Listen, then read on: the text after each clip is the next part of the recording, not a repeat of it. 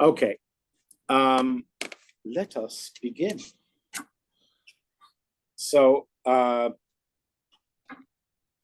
this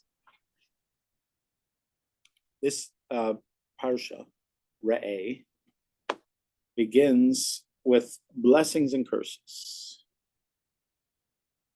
Behold, or see, I place before you today blessing and curse. There will be blessing for those who listen to the mitzvos and a curse for those who do not. So we have talked about blessings and curses in the past, and the very useful metaphor that is provided by Rabbi Shlomo ben Aderet, or the Rashba of Shlomo ben Aderet, is of a source of water. So you have like a stream or a pool of water, and you have a field. So the field is planted with seeds. Those seeds represent the potential of the crop.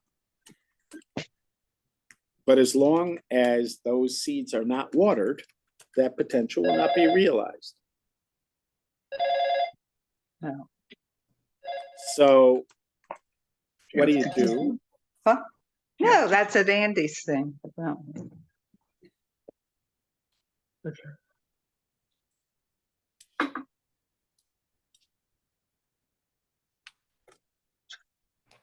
So what you do is you create a channel from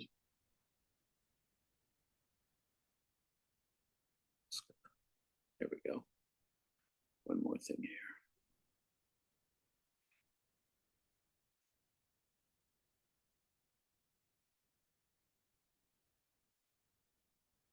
Are there tons and tons of people, rabbis, talking back and forth about the fact that it's Re'eh, see, when for so long it's all about hear and hearing and words and voices, from a still small voice to the big voice to everything. And hear, everything is about hear. You say everything. We say hear, and now we say see. Well, when you say everything, Not everything, but what I'm saying is that there's a lot of talk about hearing and the importance of hearing and the importance of words and listening. And here it says see. so the question on the table, Sorry. questions are very important. The question on the table is hear, H-E-R-E. It's no, H-E-R-E. It says Re'eh. It's to see, and it seemed like very often the emphasis is on hearing. So you are pointing out in your question that it seems like, would you say, just from your memory, because you're not doing a scientific study of it, Right. but your memory tells you that hearing is more emphasized than seeing. Like we say, Shema Yisrael, Hear, O Israel, the Lord our God, the Lord is one. I feel like, and feeling doesn't necessarily translate to, yes, it's true, but Right. I feel like there's more of an emphasis on hearing and words, all the way from words created.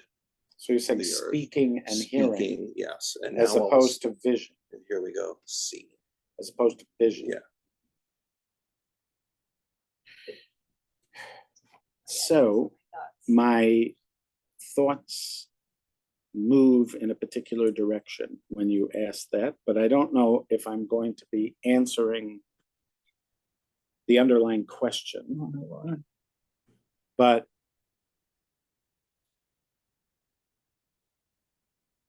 I seem to remember that Helen Keller had said that of the two disabilities, deafness and blindness, she felt that being deaf was more debilitating than being blind.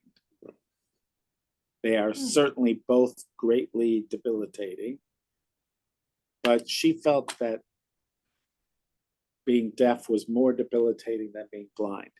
I wonder if she would say that now. By the way, I have these friends I used to study with, and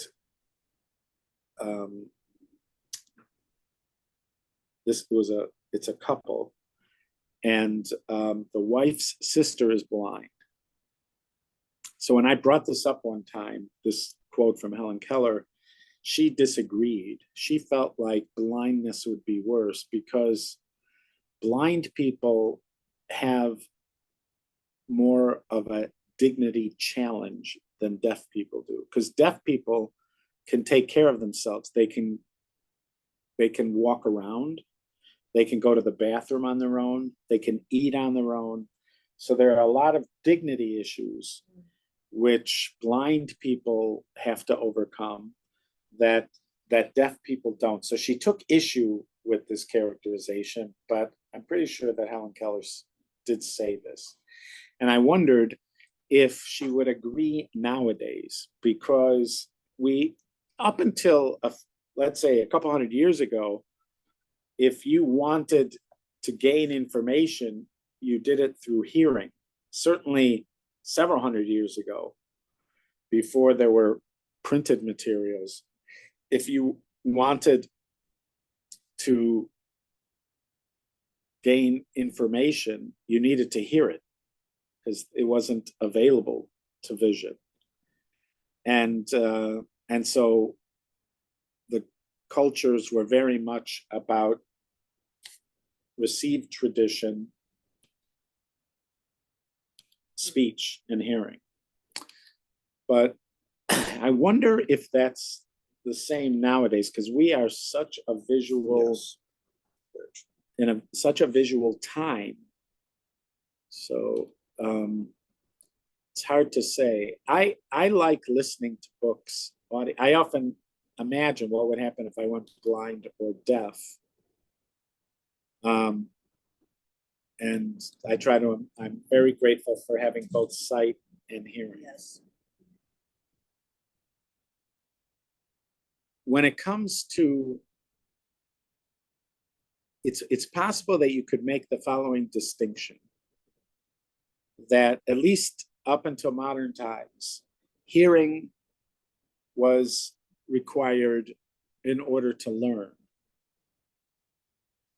So you could say that the path of the scholar is through hearing. But the path of the prophet is seeing. Now, they are not necessarily using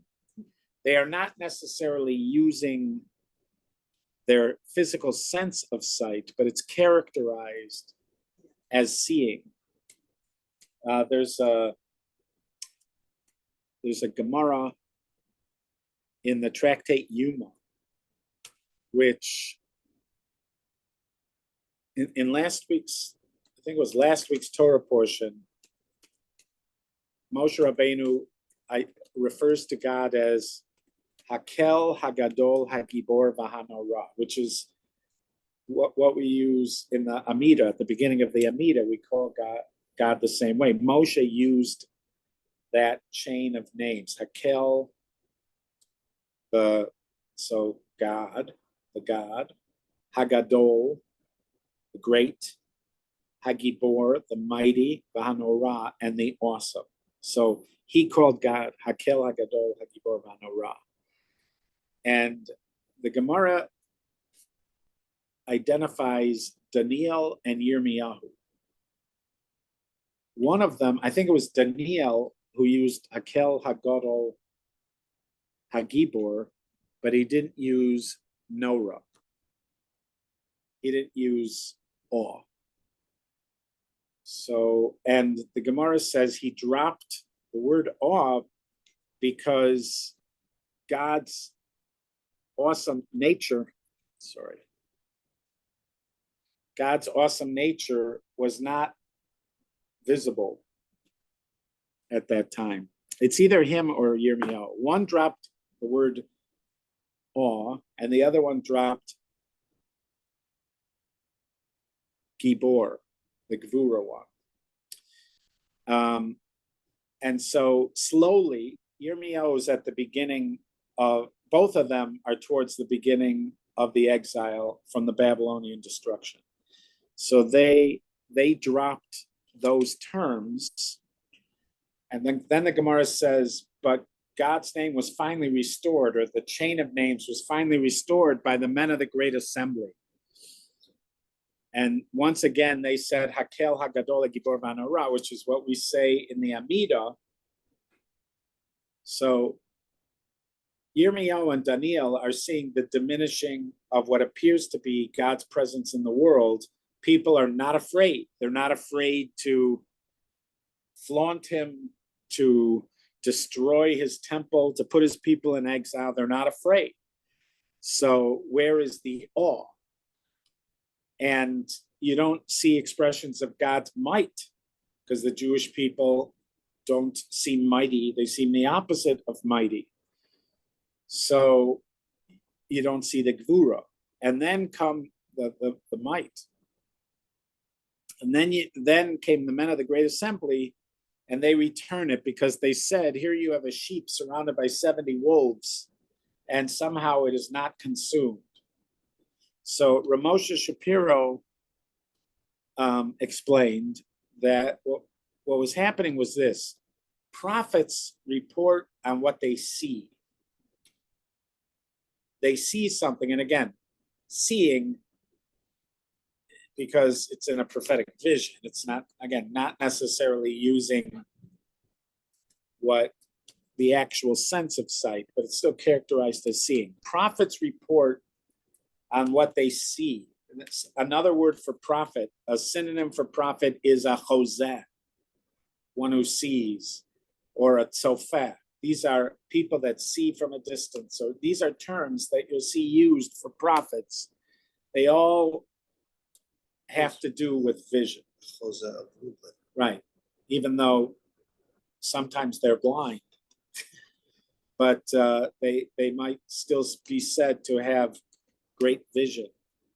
So a prophet sees, and a prophet can only report on what he sees. So if he doesn't see awe, he can't speak of it. If he doesn't see might, he can't speak of it. He can only report what he sees. Whereas a scholar doesn't need to see it, they can extrapolate towards it. They can get to something without being able to see it. So in this case, you could deduce or induce God's awe and might from the fact that for something's keeping these foxes or these wolves at bay. There's a sheep, and there's all these wolves around, and they're not attacking. There's something keeping them at bay. And then they intuit that it's God keeping them at bay, so they can call God Hakel Hagodol Hagibor Vahanora, where the prophets can't. Prophets, again, they're limited by what you can see. They have incredible vision that in many ways, probably in most ways, is much greater than what a scholar can get to.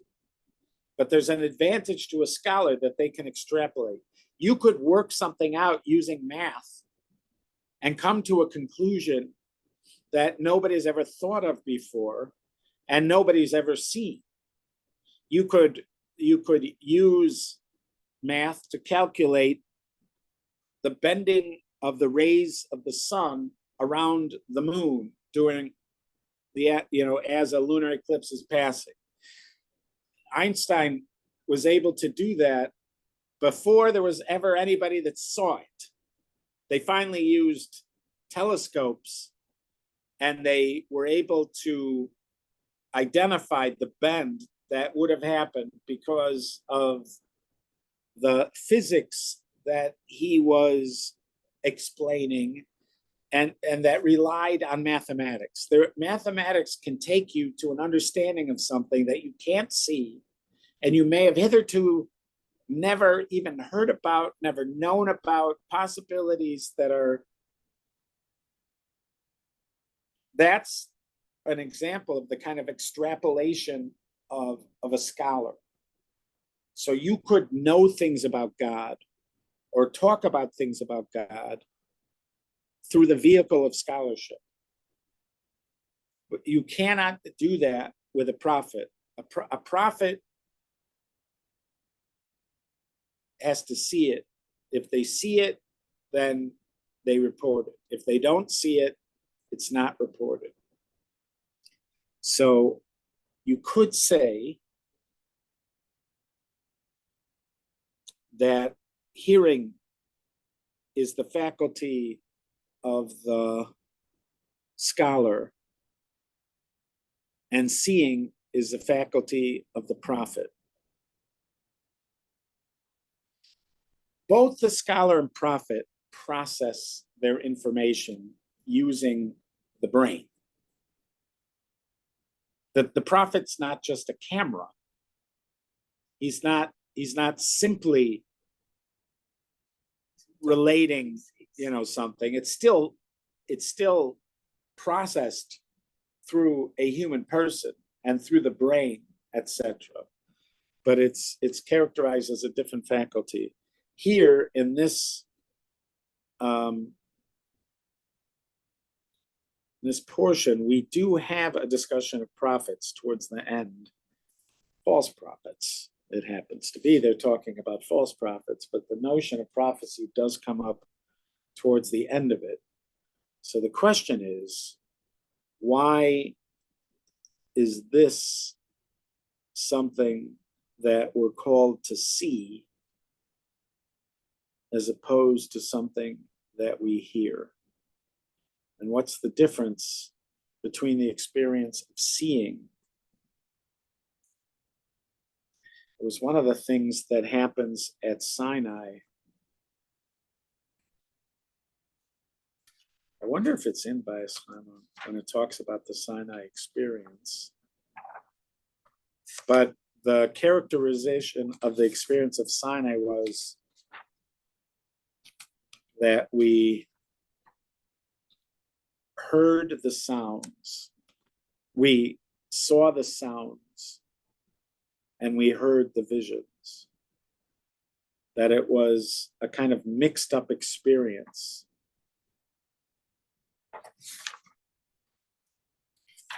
I wish this is here.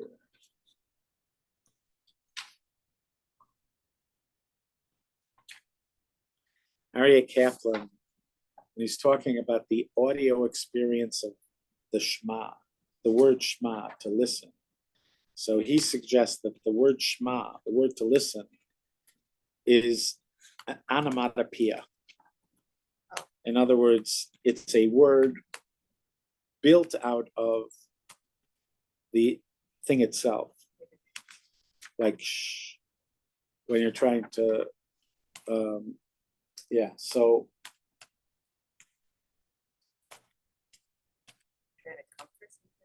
the way he suggested is that the sound of the shin is white noise. It's shh. That's white noise, which means it has lots of frequencies at the same time. The sound of the mem is one frequency. And so when people meditate, they often meditate on the mem sound.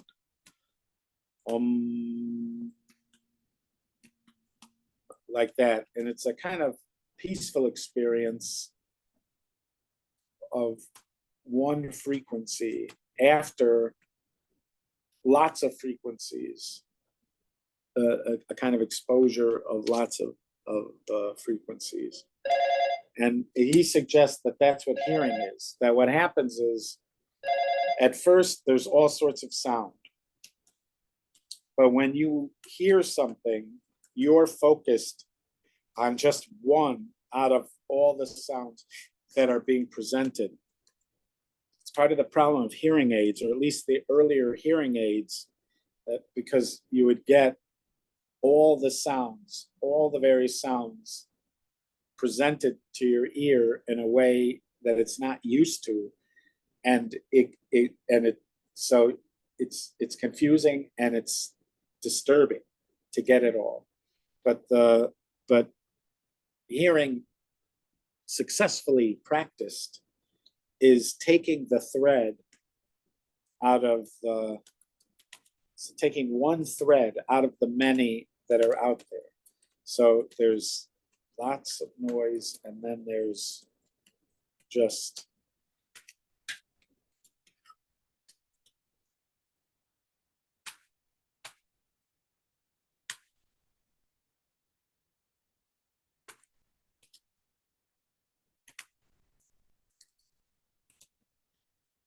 so there is a kind of decision-making process when it comes to hearing.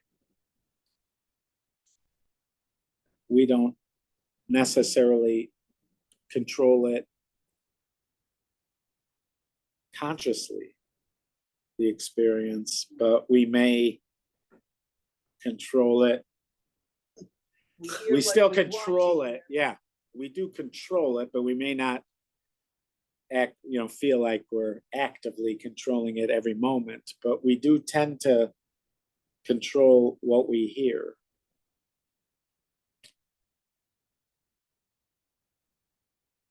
It is a kind of practice, hearing. And it's one that you can get better at.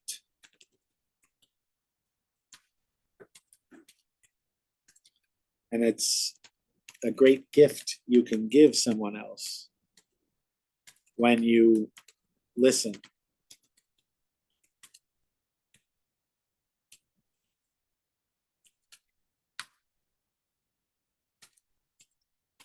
There was this newsletter years ago. I somehow got this email. There was a newsletter from a group that was called Spiritual Parenting. Her name was Mimi Doe. I don't really know who she was. I don't remember how I even got connected to it, but I remember there was a line in one of them where a young girl said to her mother, "Listen to me with your face."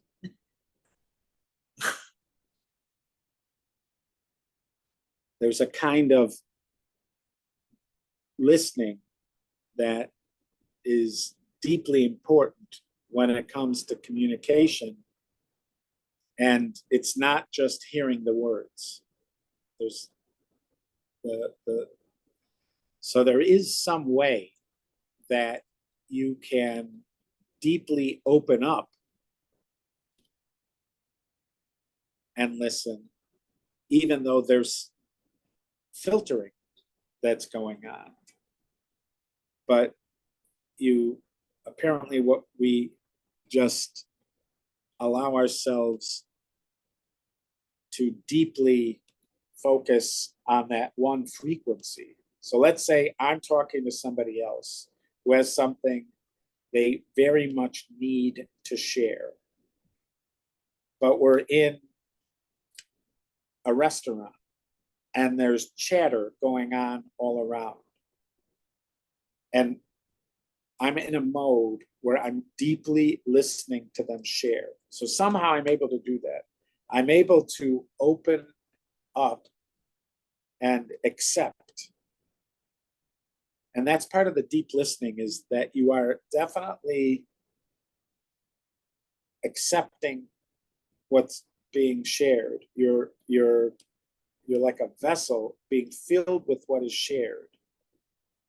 And you could even do it in a way where you sort of turn off the editor, because part of deep listening is knowing how to turn off the editor. Because if the editor is tuned up too high, it's constantly thinking about everything the other person's saying, and it's like editing it. It's looking at the information, judging it, editing it. And so when you're in that mode of deep listening, you have to like turn it off, the editor. So you're in this place where a lot is coming in, and some of your defenses have to be let down, because you want to take it in, and sometimes your defenses raise themselves if they think you're being somehow assaulted by these words that are happening. And that also can affect your listening, if you're really listening to what the other person's saying. So somehow you can be in this mode. It's like turning off the background noise of the TV. Right. Trying to talk to somebody and the TV's playing in the background. Right. So somehow you do that. Yeah. You do it at the same time. You're somehow able to silence the noise. You're focused, but you're completely open. How this happens, I do not know, but we know we can do it. You can do it. You can be like completely open. So stuff's coming in unfiltered from this one source, but you don't even at a certain point even hear the other noise at all. I don't know, it's possible that if you were hypnotized, you might, under hypnosis, be able to recall the conversation from the table near you. I don't know if that, in other words, is everything really going in? I don't know how that works. I know there are people who write about this or talk about it. I don't know how that works. But to me, it is one of the crazy things about hearing. In seeing, you do to some degree filter what you see, or change what you see as well. It comes through a filter as well. This has actually been demonstrated, because that we see through a filter. You could do, Rabbi Cardoza did an informal exercise with this, where he would hand out a newspaper, the same front page of a newspaper, to a group of people. So let's say he had 20 people. He'd hand out the same front page of a newspaper to all 20 people. And then he'd say, I'm going to give you a couple minutes to look at this. And then he would take it back. And he would ask people, what do you remember from what you saw? And invariably what would happen is somebody would say they read something, and somebody else would go, I didn't see that. It happens all the time. I didn't see that. As you're looking at the page, but there are some people who would swear that they didn't see it, that it wasn't there, even though they were looking right at the page. And so even how we see can be filtered.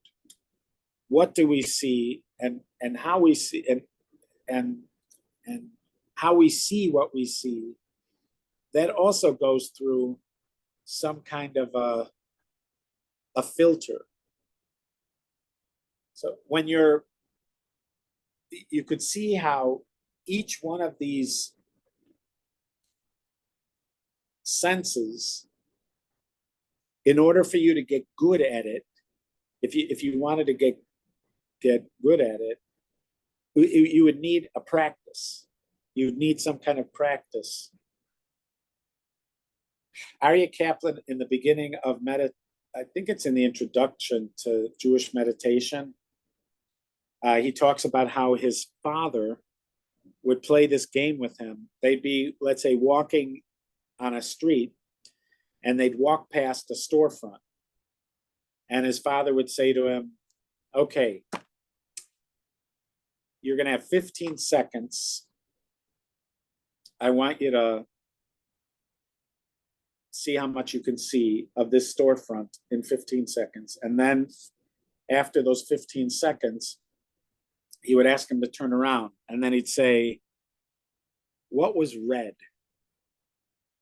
And then Ari Kaplan would have to say, oh, there was a red hat, there was a red scarf, there was this, and in the beginning he said he would get a couple of them. But after practicing for a while, after training, after practicing, he was able to identify more and more. Again, you could say this is about memory, but it wasn't just about memory. This was also about training what you see. I've heard it said that in spy training, or I would imagine that police are trained, let's say, to notice the details in a surrounding, to pick up a license plate number, that there might be things that you're trained to see, because the more detail you can bring to an investigation, the more likely that it would succeed. So you could imagine it would be beneficial if people could see better.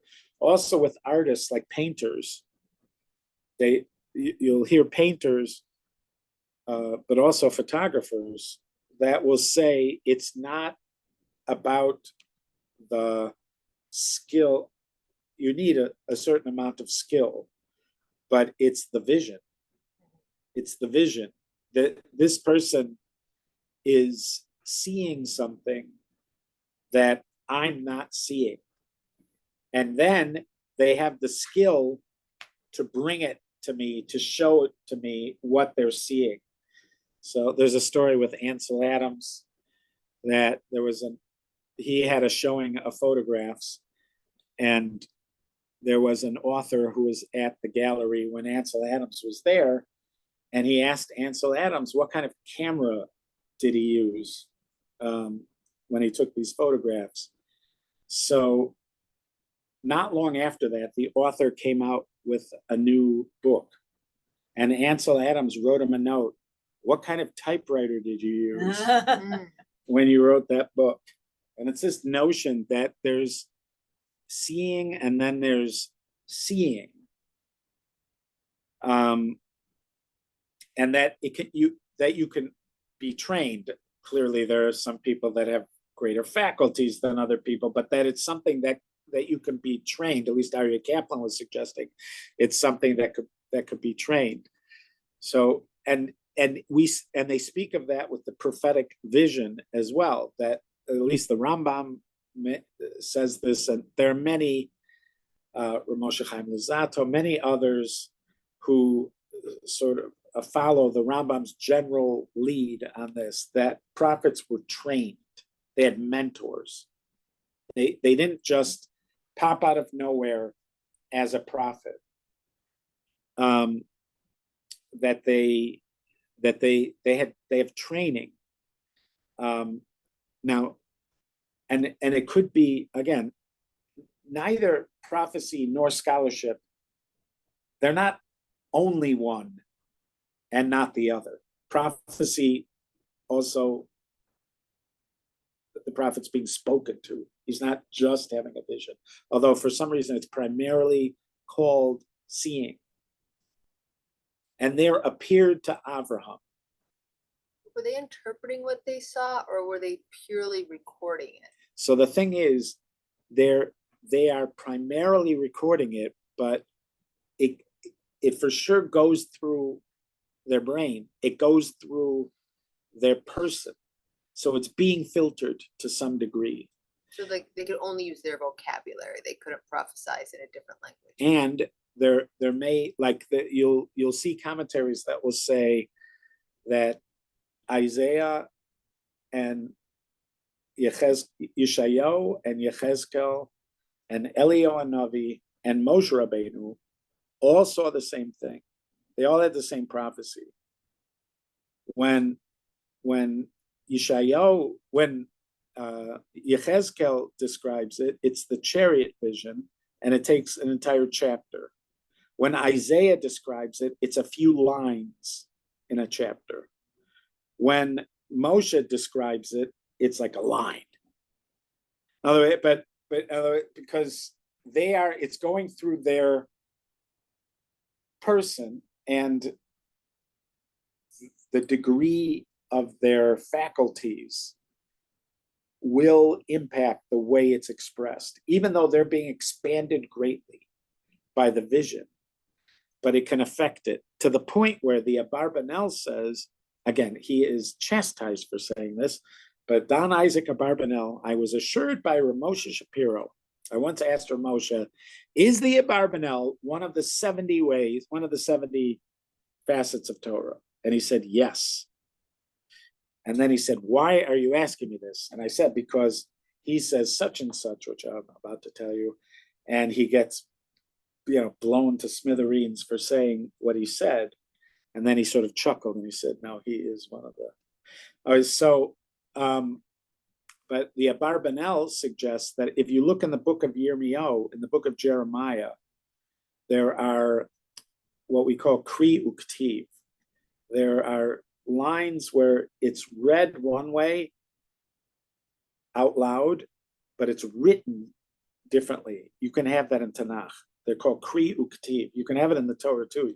You have words, but in certain books of the prophets, it's more prevalent than others. In Yirmiyahu, it's quite prevalent that you'll have a word written one way, but the reader is told to read it, to say it a different way. So the Abarbanel says, that's because when Yirmiyahu was writing some of these prophecies, he was a teenager and he didn't have his full faculties of expression yet. Mhm. So he's having what you would call communication challenges because he's young, and the Malbim did not like this, and he spent a lot of time haranguing against this because he is a great prophet, and to say something like that about a great prophet. But they all seem to agree that there could be faculties that one has that are greater than another, and that affects the prophecy that we see. In other words, it's all there, but it's coming through. And there you could say that it might depend on the camera. So yes, it is about the vision, but at some point the camera could make a difference.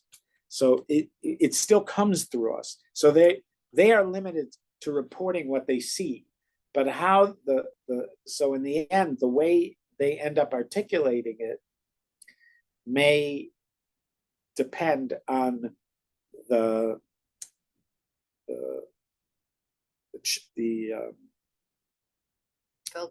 filter that it's going through. So, but each one of these is a faculty that can be deepened, and when it's used, sometimes it leaves. There's times when we talk about seeing something, and it's otherworldly.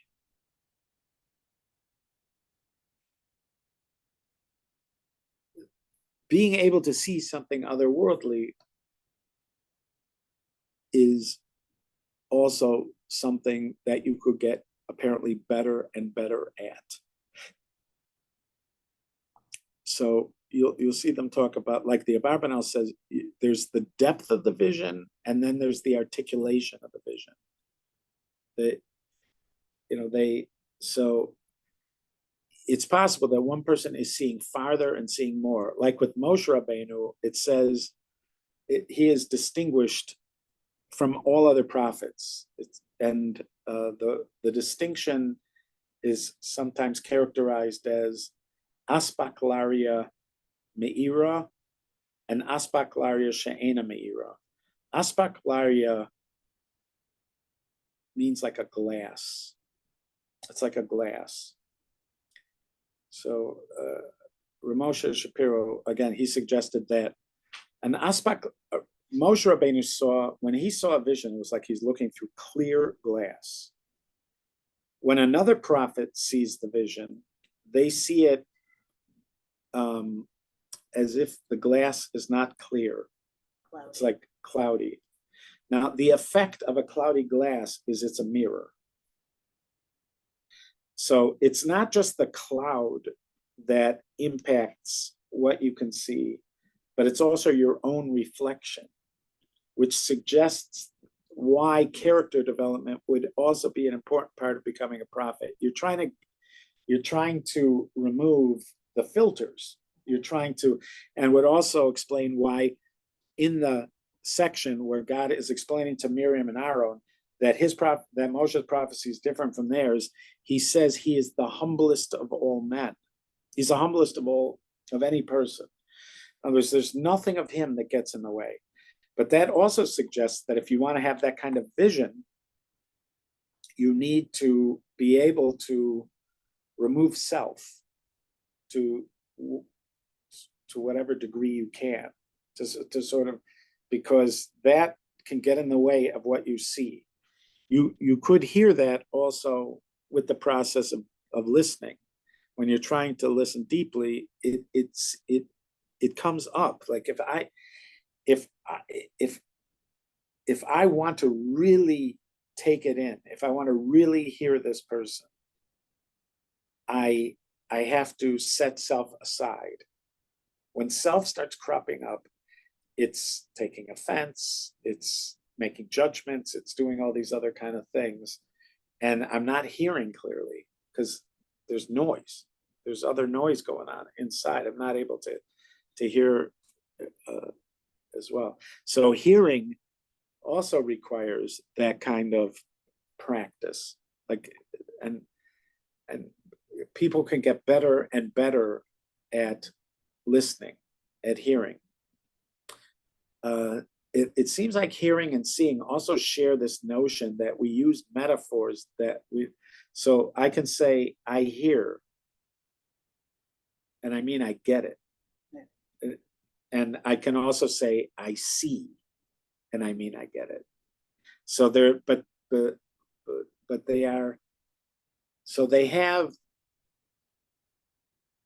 a lot of similarities, but they are distinct ways of absorbing information, and they each have their own place. There are certain places where hearing is better than seeing, and there's certain places where seeing is better than hearing. Why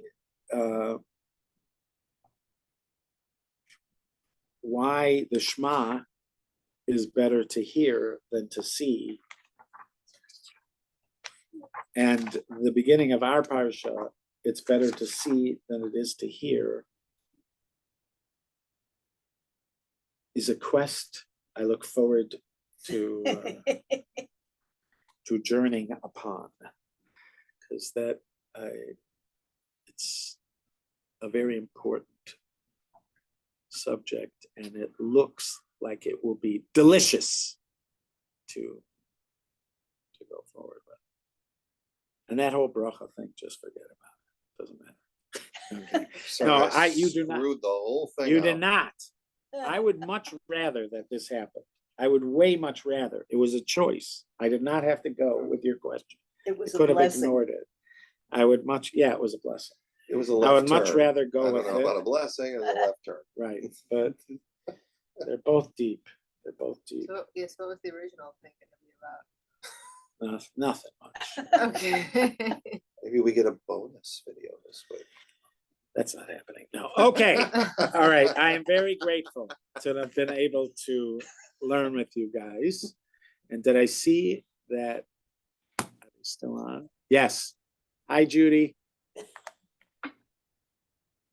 Are you there? It's good to see that you're there. Can I? Okay. Yes, Oh, I'm good. here. Good. Yeah. Glad. I hope Your you're doing- father's here too. Oh, awesome. Awesome. Mhm. That gives me great joy to know that you guys were listening. Do you hear that? He He heard won't you. believe me. He doesn't believe me. Yeah, he does. It gives him great joy to see you up there as the rabbi giving a class. See, That's there very- it was the seeing, He's very proud, the seeing. Well, very very proud. proud to be his son. If he knew how proud I was to be his son, he'd blush. Yeah. Okay, let's see. Are you You blushing? blushing? No. That's it. Okay. I don't want to, I don't want to Okay. cause too much blushing. Okay. All right. Be well. Be well. Take Rabbi. care. Love you. All right. Have a good Bye, week. everybody. Bye-bye. Bye.